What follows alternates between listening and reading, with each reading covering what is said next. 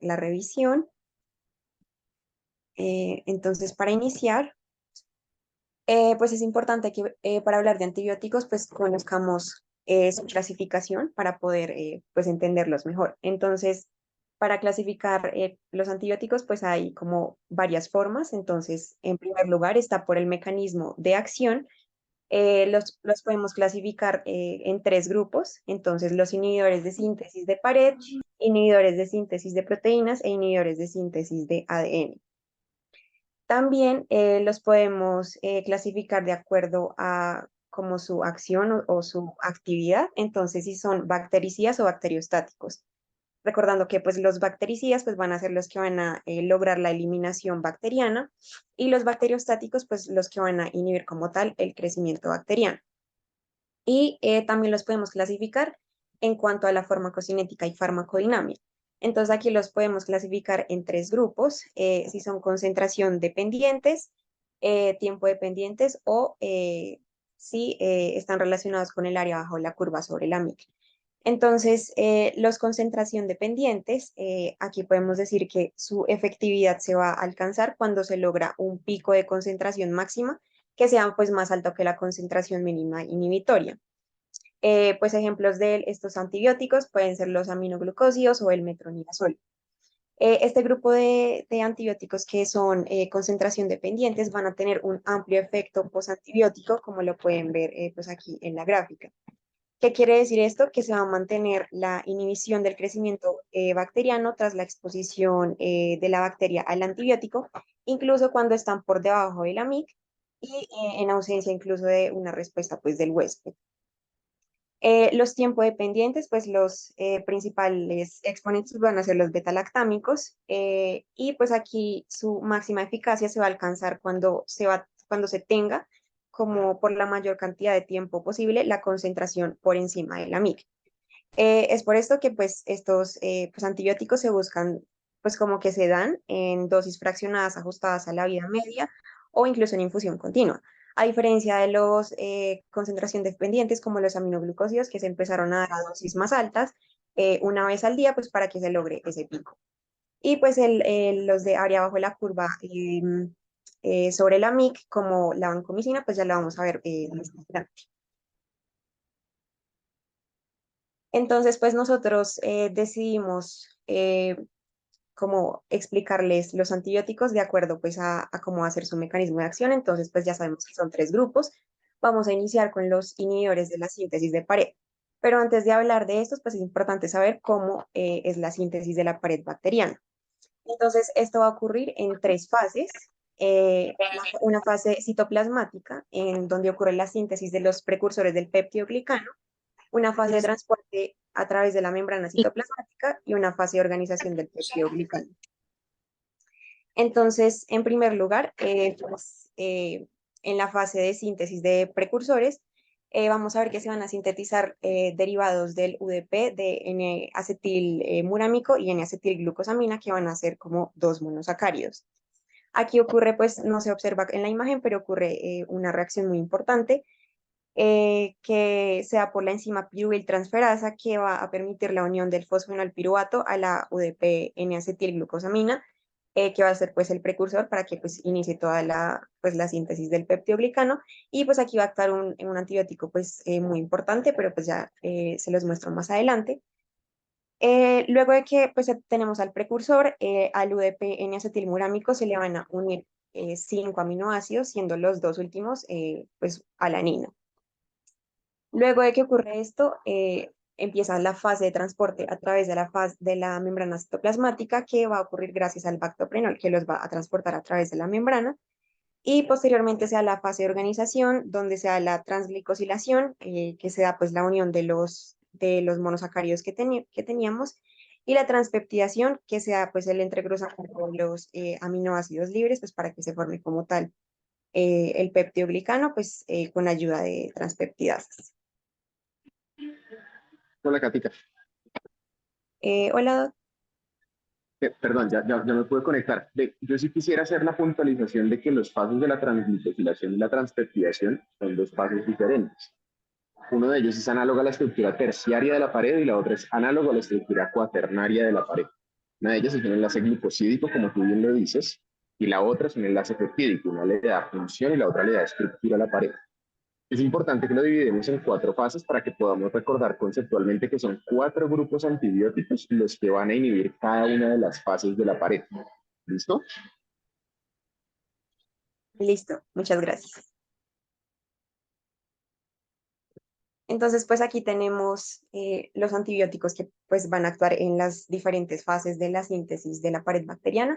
Entonces, como les estaba mencionando, la fosfomicina va a ser el antibiótico que va a inhibir la enzima piruveltransferasa, que como les estaba comentando, es la que se encarga de que se una el fosfonilpiruvato a la UDP N-acetilglucosamina, que pues va a ser el precursor con el que se va a iniciar todo el proceso. La bacitracina pues va a ser el otro antibiótico de los que vamos a hablar, que pues interfiere en la fase de transporte, que va a inhibir el bactoprenol, que es el que pues transporta pues todos esos precursores a través de la membrana citoplasmática. Otro antibiótico muy importante del que vamos a hablar pues va a ser la vancomicina, que pues su mecanismo de acción básicamente es que va a recubrir el extremo de alanina, pues de los aminoácidos con los que finaliza la cadena, evitando pues la acción de las transpeptidasas y pues de la elongación del peptidoglicano. Y también, pues muy importante, los betalactámicos, que pues su mecanismo de acción va a ser la inhibición de las PBPs, que pues van a ser unas transpeptidasas que pues no van a permitir el entrecruzamiento de los aminoácidos libres y pues no se va a poder formar como tal el peptidoglicano. El mecanismo de Entonces, acción de la vancomicina es supremamente interesante, ¿no, Katica? sí, Porque, o sea, si ustedes tienen en cuenta de que en ese momento de que estamos hablando de la transglicosilación, estamos hablando de que hay un pentapéptido, o sea, los 5 péptidos que nos hablaba Katica, que el cuarto de ellos, casi que invariablemente en todas las bacterias, es alanina. Tenemos que hablar de que hay una unión a través del extremo dextrógiro de esa alanina con el extremo dextrógiro de el siguiente, pues digamos, carbono, que tendría que ser el del NAM con el del NAC, ¿cierto? Eso es súper interesante porque eso explica el por qué la vancomicina solamente es activa en los gram positivos, ¿sí? No en los gram negativos, porque los gram negativos en su cuarto aminoácido, la posición a la que está unida la alanina es levógira. Y esa es la razón por la que la vancomicina no es activa en ningún gram negativo, con la excepción de la Elisabetilla meningocéptica, que para el que quiera ser neonatólogo, pues es relevante para todos los demás. Tal vez no tanto, pero es un dato interesante y chévere que nos compartes. gracias. Entonces, los antibióticos de los que vamos a hablar en este grupo, pues van a ser los betalactámicos, que como sabemos se dividen en las penicilinas, las cefalosporinas, los carbapenémicos, los monoactámicos, y también incluimos aquí pues a los inhibidores de las betalactamasas. Los glucopéptidos, que pues el más importante pues es la vancomicina. Vamos a hablar también de la fosfomicina y la bacitracina y pues otros dos antibióticos que pues quisimos incluir en este grupo que pues no son como tal inhibidores de la síntesis de la pared, pero actúan en la membrana citoplasmática, pues van a ser las polimixinas y la daptomicina. Entonces, algunas generalidades de los betalactámicos, muy importante que todos, pues la gran mayoría van a tener una vida media corta, por eso pues se dan eh, pues cada 8 horas pues eh, así más o menos. Van a tener una acción bactericida. Muy importante mencionar el efecto Eagle o el efecto inóculo, pues que ocurre en estos antibióticos, que lo que ocurre es que van a tener una falta como de eficacia en infecciones que tengan un alto inóculo bacteriano. Pues como sabemos, la inhibición de la síntesis de la pared va a ocurrir solo cuando las bacterias se van a replicar activamente, es decir, como en la fase exponencial. Y en los casos donde hay una alta carga bacteriana, un alto inóculo, las bacterias pues pueden estar en una fase estacionaria, pues una fase estacionaria de crecimiento donde no hay replicación activa, por lo que el antibiótico pues no va a tener actividad en esta fase. Entonces es muy importante mencionarlo, pues este efecto en los betalactámicos. También, pues las bacterias van a expresar diferentes mecanismos de resistencia, entonces los podemos dividir en tres grupos de acuerdo, pues a cómo van a actuar. Entonces, si hay como una disminución de la permeabilidad, puede ser por un cierre de porinas o por bombas de flujo. por mutación de la diana terapéutica, es decir, mutación en el sitio donde actúan, que pues van a ser las PBPs, o por inactivación enzimática, que pues serían las beta-lactamasas, pero pues esto ya se sale un poco de la charla, solo como para tenerlo en cuenta. Entonces vamos a iniciar con el primer grupo en los beta-lactámicos, que son las penicilinas. Las penicilinas pues se van a dividir, a subdividir Katica, también. Ajá. ¿me permites una saboteadita más? Perdón, yo Sí, sé, claro, te estoy sí, molestando un tranquilo, montón. tranqui, tranqui. Eh, me gustaría puntualizar unas cosas sobre el efecto Eagle. El efecto Eagle es un efecto teórico que postularon por allá en los 70. Lo postularon con los estreptococos, lo extrapolaron después a los estafilos. En ellos, el efecto Eagle no tenía tanto que ver con el inóculo, sino con el efecto paradójico que tenían los betalactámicos, que al iniciarse en ese tipo de infecciones, se referían a un empeoramiento clínico que se mejoraba cuando uno aplicaba un tratamiento antibiótico coadyuvante que fuese un inhibidor ribosomal, más que con el efecto inóculo. No sé si eventualmente lo que hablabas de efecto inóculo tenía que ver sobre la escogencia puntual de Oxa con cefalosporina de primera generación, pero es que en ese momento se me cortó el internet, entonces no lo sé.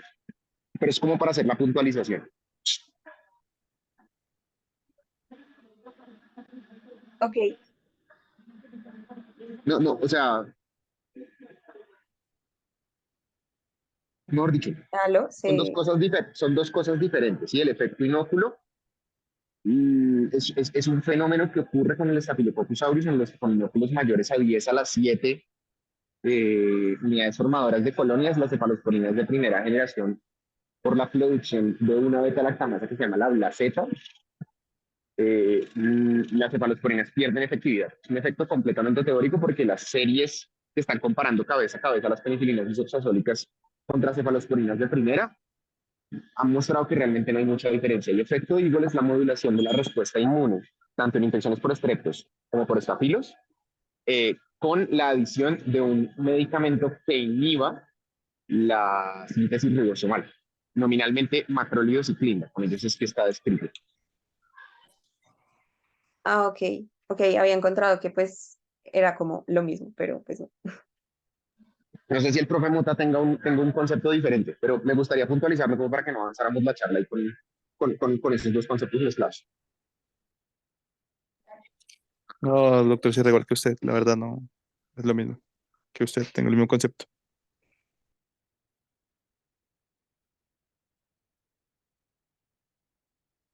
Listo, entonces continuamos.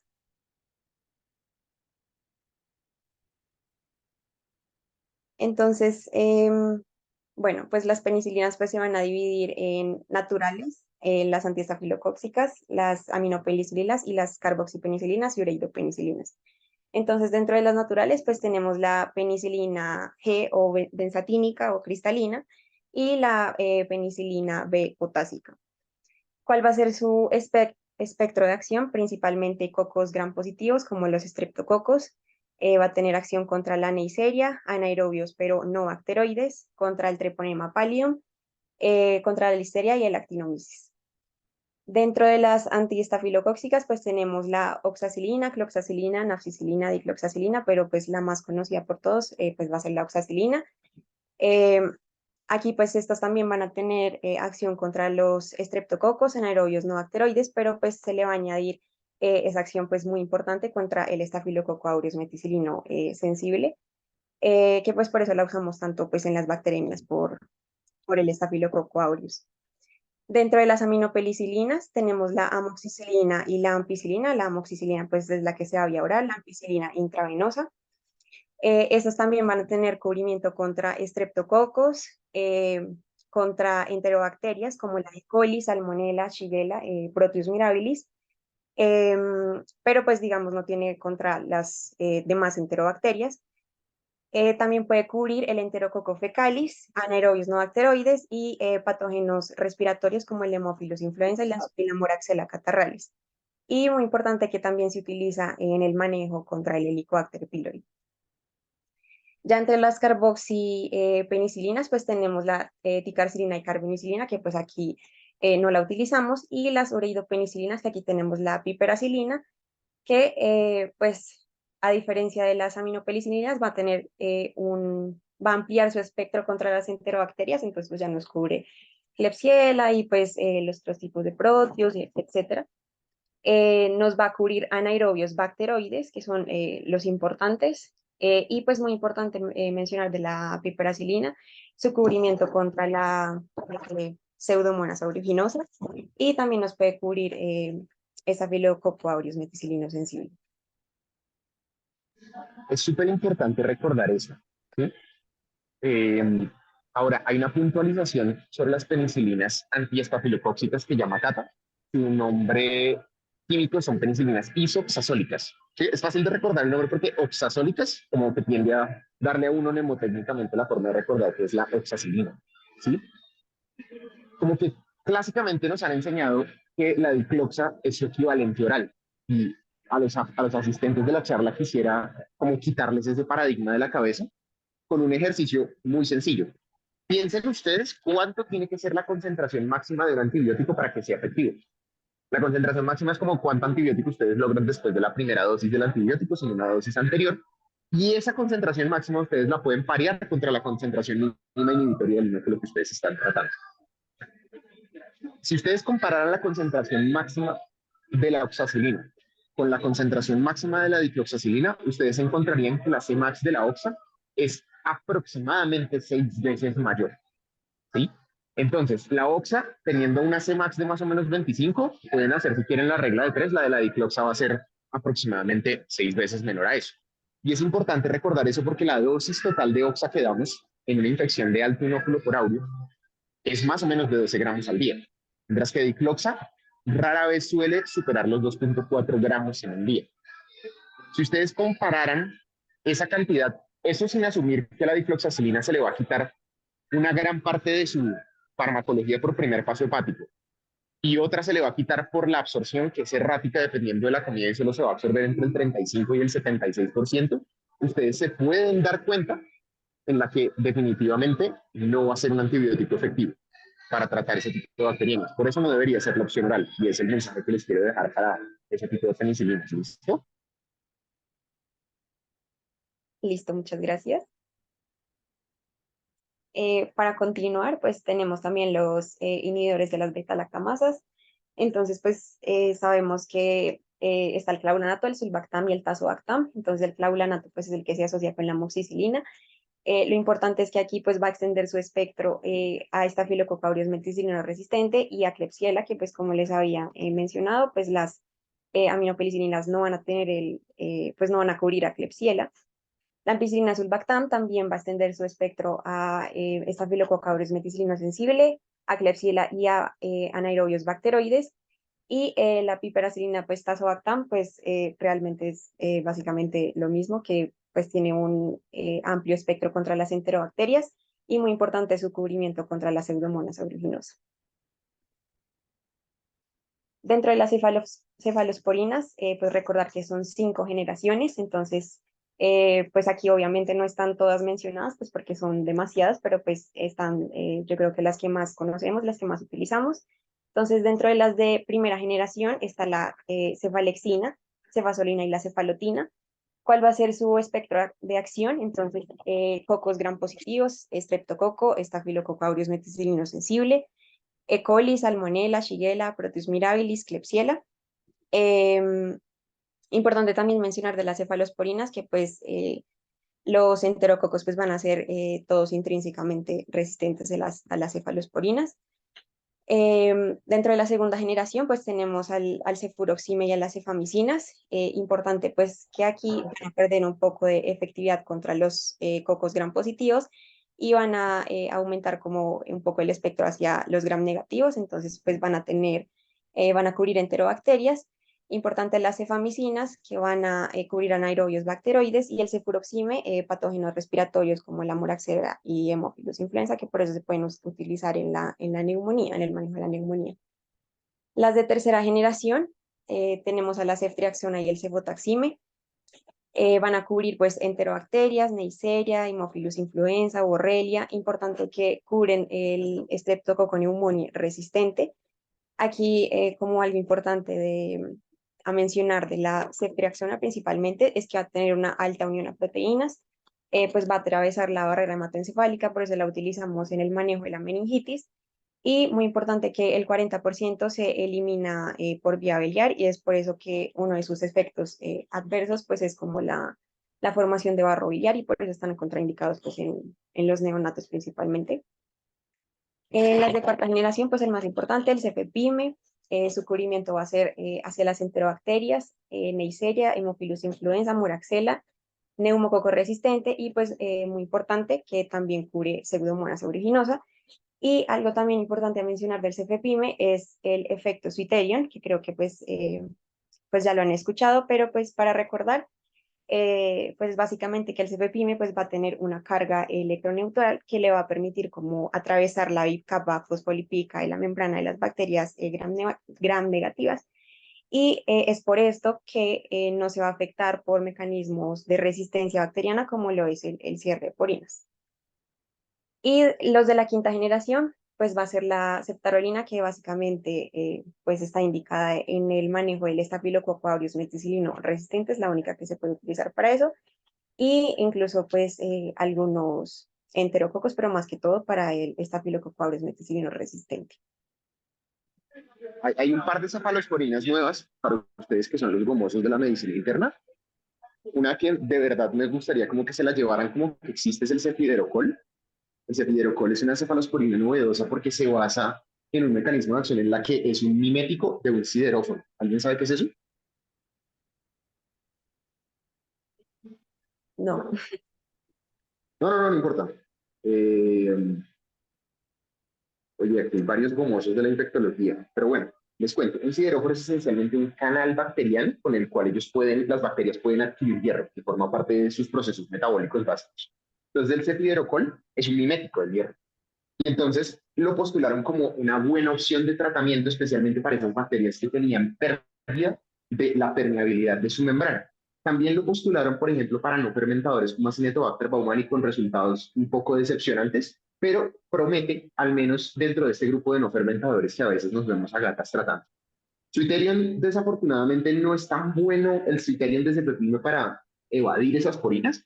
Definitivamente, los carbapenémicos probablemente van a ser un poquito mejores en ese sentido, pero es muy importante que lo recuerden porque eso le confiere a cepepime mucha posibilidad de atravesar a sitios ciantuarios. Finalmente, el sistema nervioso central, próstata, el testículo y estos otros sitios que son bastante difíciles de acceder a menos de que el antibiótico tenga una proteína bastante alta, como es el caso, por ejemplo, de las infecciones que les hablaba Catalina. ¿Listo? listo, muchas gracias. Em, También tenemos dentro de los betalactámicos a los carbapenémicos que pues como sabemos pues van a tener como un espectro de acción bastante amplio. Entonces pues es más fácil como saber qué es lo que no cubren los carbapenémicos. Entonces estos no van a cubrir la Stenotrophomonas maltophilia, Burkholderia cepacia, Enterococcus faecium y el Staphylococcus aureus meticilino resistente. Las dividen en dos grupos, entonces el grupo uno está el ertapenem, pues porque es la que no va a cubrir pseudomonas, y en el grupo 2 tenemos a los demás, el imipenem, el doripenem y el meropenem. Y los monobactámicos, pues su espectro de acción va a ser contra las enterobacterias, también nos va a cubrir Pseudomonas aeruginosa, y es muy importante saber que es utilizado en casos de alergias a penicilinas, y pues aquí tenemos al astriónomo. Eso es una muy buena puntualización porque ustedes a veces tienen que tener presente que si un paciente es alérgico a penicilina, probablemente no es alérgico realmente, sino que es alérgico a los excipientes de la penicilina. Porque en su gran mayoría los preparados de penicilinas, pues digamos que la penicilina, el anillo beta-lactámico en sí mismo es una PEN, o sea, una molécula que no puede desencadenar una respuesta inmune por sí sola. ¿Sí? Entonces, en su enorme mayoría, las pacientes son alérgicos, por así decirlo, a los excipientes del medicamento. Y es importante conocer cuál es la tasa de reacciones cruzadas entre penicilinas, cefalosporinas y carbapenémicos. ¿Lo vas a decir, Katica, o lo cuento? No, si quieres, cuéntalo, doctor. Entonces, más o menos, si ustedes tienen un paciente que por PENFAST, o sea, ustedes tienen una escala preclínica que dice, uy, este paciente probablemente sí es alérgico a la penicilina, la probabilidad de que sea alérgico a las cefalosporinas es más o menos del 5% y a los carbapenémicos es más o menos del 2%. ¿Listo? Listo. Entonces, dentro de las reacciones adversas de los betalactámicos, pues son muy amplias. Entonces, em, tenemos pues la alergia mediada por inmunoglobulina E, que pues es la real. Entonces, pues esta se puede manifestar como prurito, urticaria, angioedema, sibilancias, hipotensión, anafilaxia. Algunas reacciones dermatológicas que pueden ir pues desde reacciones leves como una erupción morbiliforme, como lo vemos en la imagen, hasta un síndrome de Stevens-Johnson. Alteraciones a nivel neurológico, principalmente se da en las penicilinas, en el cefepime o en los carbapenémicos que pueden causar encefalopatía, disminución del umbral convulsivo, pues predisponiendo a que el paciente presente convulsiones, alteración en el estado de conciencia, mioclonias e hiperreflexia. A nivel pulmonar pueden producir síndrome de infiltrado pulmonar con eosinofilia, incluso manifestaciones pulmonares de lupus inducido por fármacos. A nivel gastrointestinal, pues diarrea y pues todos los betalactámicos pues van a tener pues mayor predisposición a una colitis por Clostridium difficile. A nivel hepatobiliar, lo que les estaba mencionando de la ceftriaxona, muy importante la formación del sedimento biliar y pseudocolelitiasis, es por eso que está contraindicada en los neonatos. Y en la oxacilina puede ocasionar hepatitis por hipersensibilidad. A nivel renal, pues pueden producir glomerulonefritis. Cuando se asocian cefalosporina con algún aminoglucósido, pues pueden producir toxicidad renal. Y cuando se asocia piperacilina tazobactam con vancomicina, pues lesión renal aguda. Y a nivel hematológico pueden producir anemia hemolítica inmune o trombocitopenia inmune. Ya para eh, pasar a otro pues, antibiótico importante de este grupo, pues va a ser la vancomicina. Entonces, pues recordar el mecanismo de acción que pues van a unirse pues al, a la última de la cadena de aminoácidos, al extremo de alanina, aquí pues no va a permitir que se forme como tal el peptidoglicano. Entonces, ¿cuál va a ser su espectro de acción? Pues recordar que la vancomicina se utiliza principalmente en el manejo del estafilococo aureus meticilino resistente, también para Enterococcus faecium y en casos de infección por Clostridioides difficile, cuando sea por vía oral, pues es una opción en el manejo, porque pues pues por vía oral no se va como tal a absorber, no va a pasar a circulación sistémica, entonces va a quedar a nivel intestinal y por eso pues ejerce su acción, pues sí, elimina la bacteria a nivel intestinal. Consideraciones importantes de la vancomicina, pues que va a tener eliminación renal, entonces es muy importante siempre hacer en los pacientes ajuste de la dosis de acuerdo a su tasa de filtración glomerular. La vancomicina pues va a tener un estrecho margen terapéutico, entonces como sabemos pues hay que estar monitorizando como sus niveles.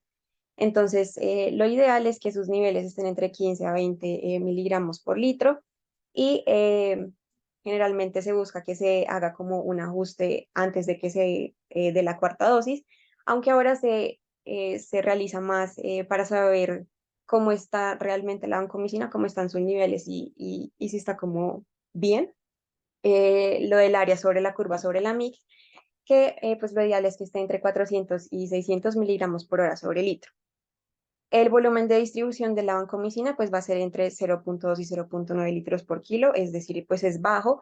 Eso quiere decir que permanece como más en circulación sistémica a nivel pues intravascular y no pasa tanto a los tejidos y por eso es que lo utilizamos tanto pues en el manejo de las bacteremias por el MERSA. Y pues unión a proteínas va a ser de un 55%. Importante que siempre se debe dar dosis de carga, que debe ser de 30 miligramos por kilo al día, y luego pues una dosis de mantenimiento de 15 a 20 miligramos por kilo, pues cada 12 horas, siendo la dosis máxima de 2 gramos. Dentro de sus reacciones adversas, importante las que son dependientes de infusión, es decir, cuando sean infusiones muy rápidas, puede ocurrir el síndrome de hombre rojo, que pues básicamente que sea una liberación masiva de histamina, entonces pues el paciente literalmente se pone rojo. También se puede producir flebitis y otras muy importantes, pues la nefrotoxicidad y la ototoxicidad. La oncología es un antibiótico, a veces es un poquito difícil de entender desde el punto de vista farmacosinótico, por lo que Cata nos dice, ¿no? No solo depende que la concentración sea adecuada, sino que también depende de que se logre mantener suficiente tiempo por encima de la NIC. Es difícil entender ese tipo de cinética y a mí me costó un montón cuando estaba estudiante, pero en últimas la explicación burda que logré encontrar para esto es que depende tanto del tiempo como de la concentración. El área bajo la curva sobre la NIC, hoy en día tenemos herramientas con las que fácilmente podemos medirlo. Idealmente deberían ser con niveles valle de vancomicina, es decir, justo antes de la siguiente dosis y siempre y cuando ya estemos en estado estable. Es decir, por lo menos después de 4 a 5 administraciones del medicamento, lo que generalmente en vancomicina se traduce en más o menos unas 72 horas. ¿Sí? Con esas áreas bajo la curva sobre la NIC que dice Cata, que a lo que se traducen es a una NIC de 1. ¿Listo? Si ustedes mantienen el área bajo la curva sobre la MIC entre 400 y 600, ustedes están garantizando una MIC de 1 en Staphylococcus aureus, que es lo que ustedes deberían por lo menos garantizar pues para decir que ese tratamiento con vancomicina está siendo efectivo, ¿de acuerdo? O sea, no sé si eso se entiende, eso es un poquito más fácil pintarlo en un tablero. Ahorita no se los puedo pintar, pero de pronto les podría hacer llegar la gráfica de alguna otra forma. No tengo más que decir ahí, Katica. Muy bien. Listo, gracias.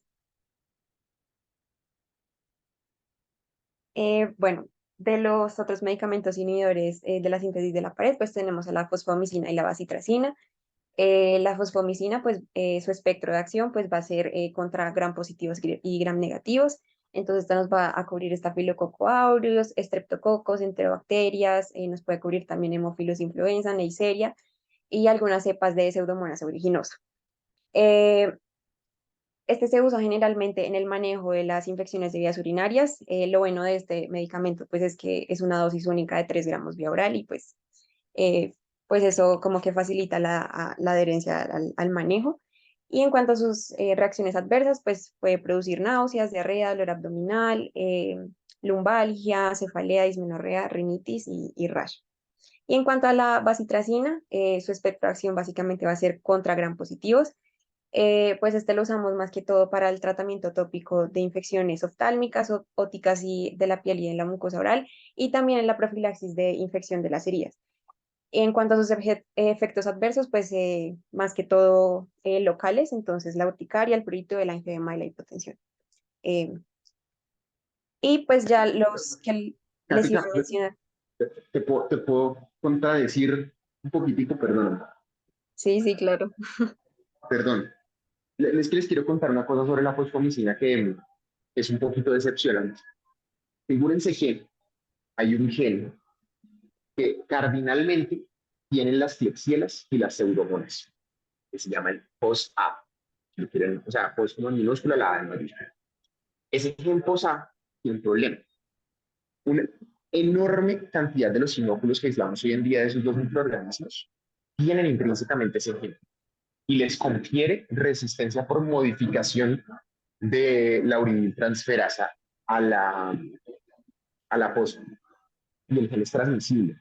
Lo hemos encontrado en otras enterobacterias fermentadoras que no son esas dos que les menciono, ni tampoco en las pseudomonas. ¿Sí? Ya sacando las pseudomonas de lado, porque las pseudomonas de entrada lo tiene, ya siempre hemos sabido que es intrínsecamente resistente. ¿Sí? Entonces las pseudomonas yo tal vez la tacharía de la gráfica.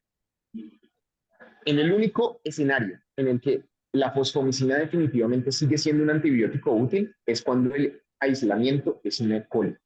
¿Listo? Incluso también cuando estamos hablando de infecciones invasivas y estamos utilizando la fosfomicina en su forma parenteral. La bacitracina, hoy en día, así como tú dices, solamente se usa tópicamente, o sea, es una cosa que casi de uso privativo del dermatólogo. Porque cuando se usaba de forma parenteral era supremamente nefrotóxica porque es que desafortunadamente no solamente tiene efecto sobre pared bacteriana porque no solo inhibe bactoprenol, sino que también tiene un efecto directo sobre membrana. Y si ustedes miran todos los antibióticos que actúan sobre la membrana, lo que en común tienen las polimixinas, lo que en común tienen los aminoglucósidos, es que también actúan sobre membranas de eucariotas. Entonces, la reacción adversa que suelen tener es nefrotoxicidad, ¿sí? Entonces, es esa puntualización con la fosfomicina que desafortunadamente es un poco decepcionante. Si ustedes hoy en día consultan las guías de INSA sobre el tratamiento de este tipo de gram negativos, desaconsejan el uso de la fosfomicina como primera alternativa. Entonces, yo sí les diría no la utilicen, ¿vale? A menos de que sepan que es una coli y el perfil de la coli se los permita, bueno. Listo.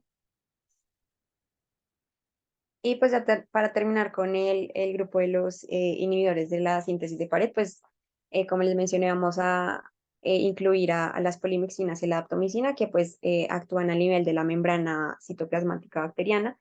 Entonces, en primer lugar, las polimixinas, pues hay dos, la polimixina B y la polimixina E, también conocida como la colistina. Su mecanismo de acción es que se van a unir a los lipopolisacáridos en la membrana citoplasmática, generando pues poros que van a pues generar una pérdida de contenidos intracelulares. Su espectro de acción pues básicamente va a ser contra bacilos gram negativos multidrogoresistentes. Generalmente estas no se administran solas, entonces las asociamos más que todo con carbapenémicos. Y pues muy importante que la colistina se va a concentrar en orina. En cuanto a sus reacciones adversas, la nefro y la neurotoxicidad.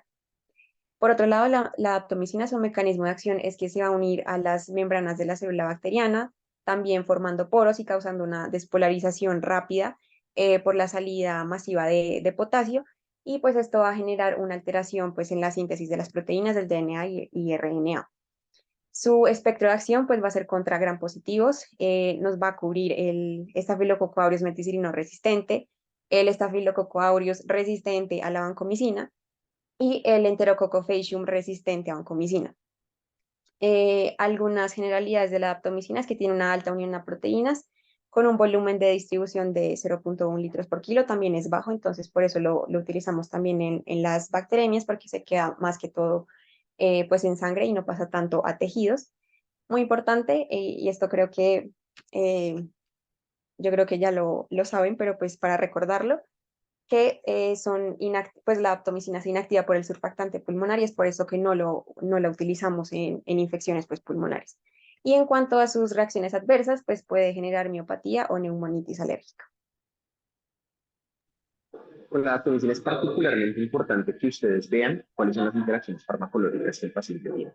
O sea, uno no necesariamente necesita tener un estafilococo resistente a banco para estar usando DART.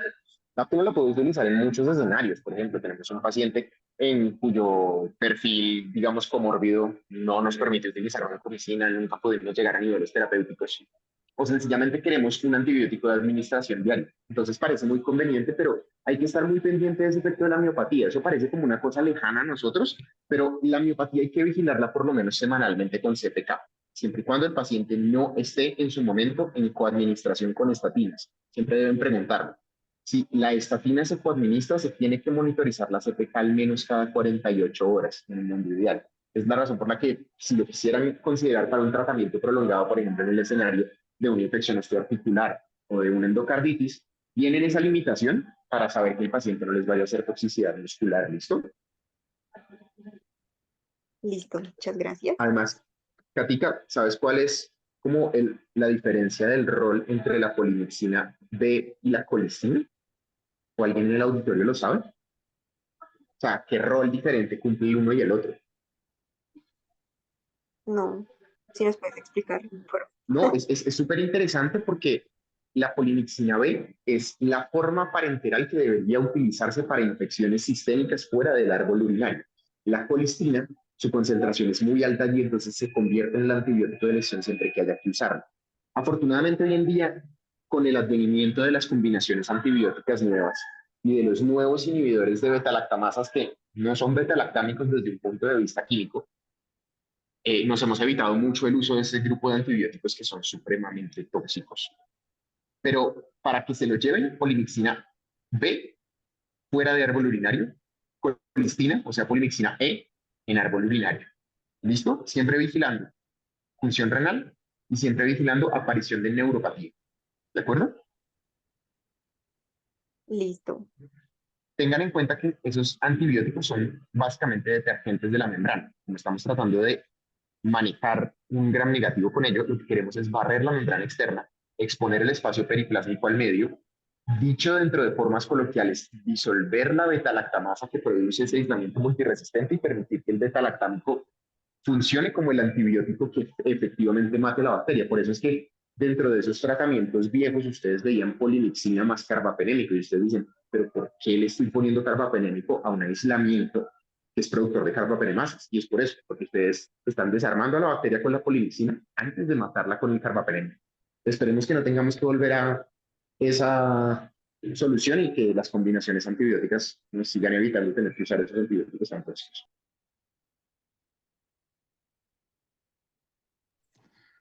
Listo, buenas noches. Entonces, para continuar, pues vamos a seguir con los inhibidores de la síntesis de proteínas.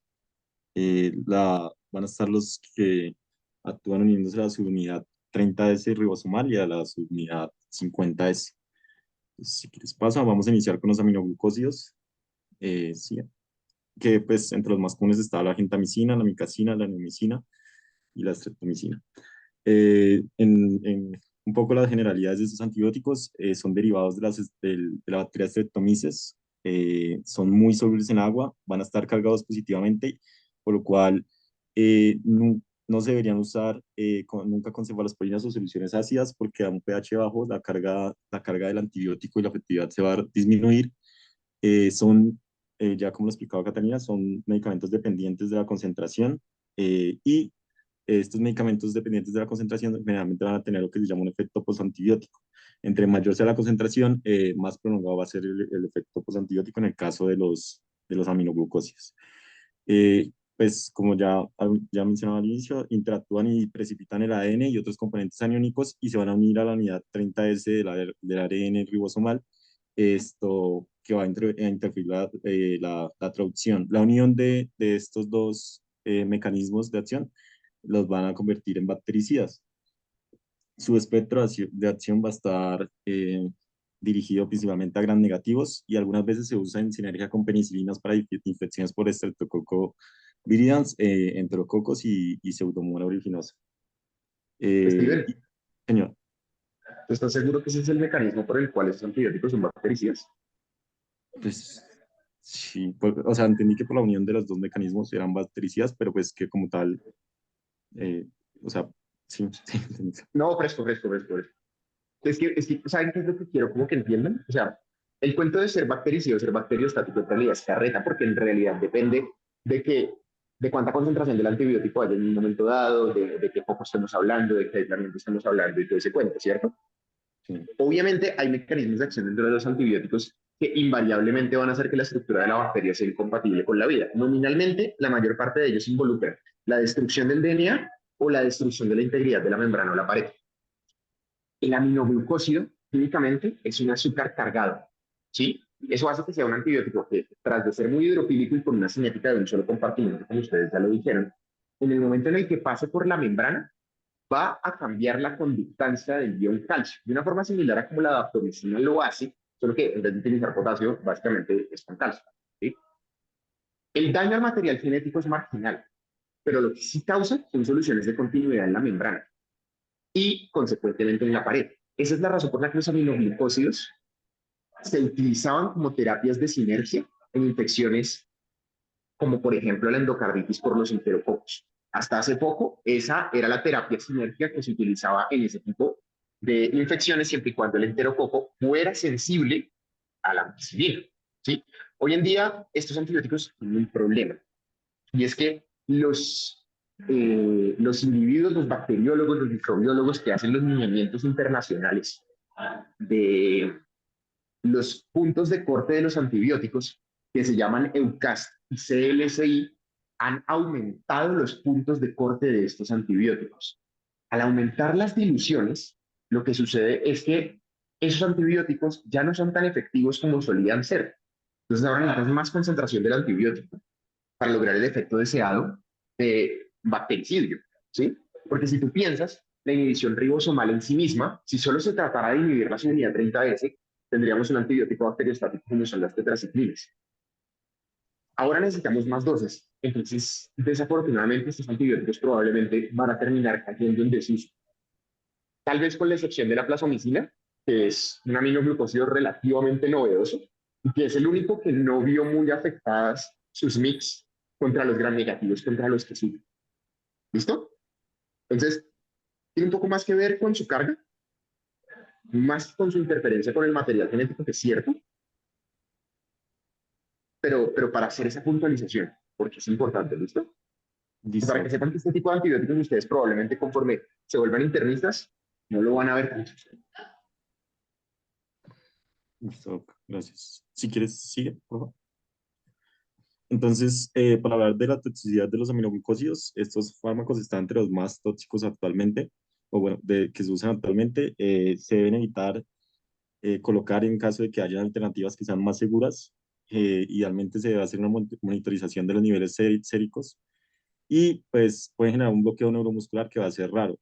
Generalmente se recomienda una dosis de una vez al día que va a ayudar a su mecanismo de concentración y va a hacer que sea menos tóxica. Los principales efectos tóxicos de estos medicamentos son la nefrotoxicidad, es más prevalente en personas que están mayores, que tengan una enfermedad renal que es persistente, que tengan depresión del volumen o hipotensión, enfermedad hepática, no se deben relacionar con otros medicamentos como vancomicina, cefalosporinas, clinda, piperacilina o con furosemida. Y pues se ha visto que pueden reducir significativamente la tasa de filtración glomerular en 5 a 25, a 25% de los pacientes que tienen una terapia prolongada con estos antibióticos.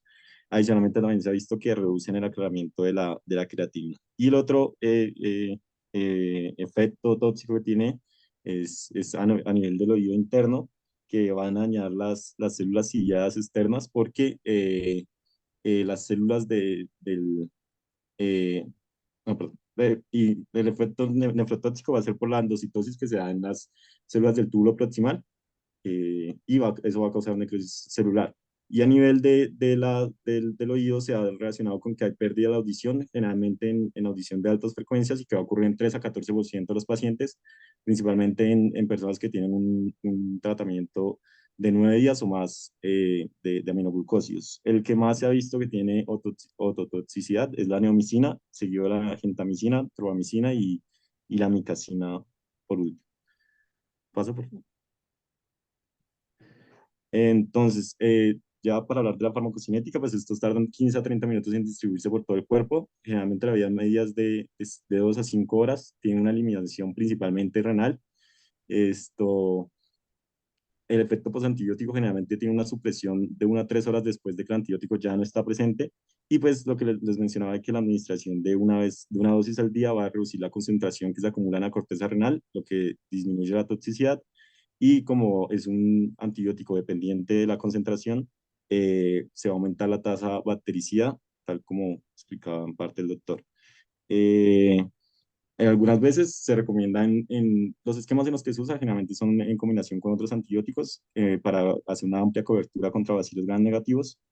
Y pues hacían la aclaración de que endocarditis bacteriana y en mujeres embarazadas, pues no se recomendaba todavía la administración de una dosis al día de aminoglucosia el seguimiento sérico de los niveles, pues para medir los niveles máximos, esto ya lo había mencionado, pero se debe medir idealmente 30 minutos después de la infusión. Para medir los niveles mínimos de la concentración del antibiótico, pues lo ideal es que sea antes de la siguiente dosis, inmediatamente antes. Sigue, por favor. Listo. Entonces, seguiremos con las tetraciclinas. ¿Pasa? Entonces, las tetraciclinas, principalmente activas contra bacterias gram negativas, eh, que ingresan pasivamente a través de las purinas, se van a unir también a la subunidad ribosómica 30S, lo que también va a impedir la traducción. Y pues va a ser principalmente un efecto bacteriostático para la mayoría de las bacterias, ya sean gram positivas o gram negativas.